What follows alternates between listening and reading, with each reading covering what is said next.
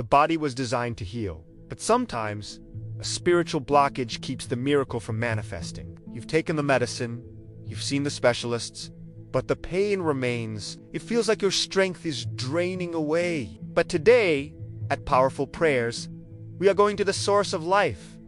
We aren't just praying for improvement, we are decreeing a total restoration. If you are tired of being tired, pay close attention. The great physician is in the room. If you want to be blessed by God with profound prayers, subscribe to the channel right now. Before you were formed in your mother's womb, God had a blueprint for your health. Sickness was never a part of the original design. It is an intruder, a thief that steals your time and your joy.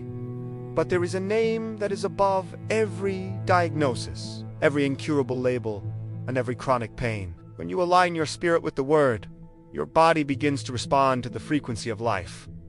Today, we are calling your body back to its original, perfect state.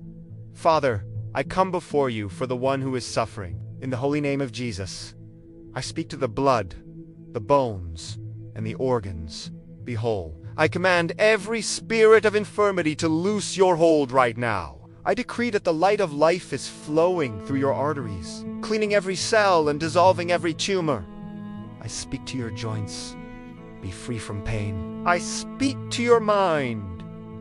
Be renewed. I release the anointing of longevity over you. You shall not die, but live to declare the works of the Lord. I decree that your strength is being renewed, like the eagles. From the top of your head to the soles of your feet be healed.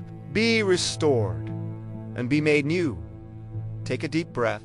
Can you feel the heat of the miracle? The restoration has begun in the spirit. Expect a different report next time you see the doctor. If you felt the power of this healing today, subscribe to Powerful Prayers and join our global family. If this story touched your heart, subscribe to the channel and comment God that will answer specially for you. Your body belongs to the light.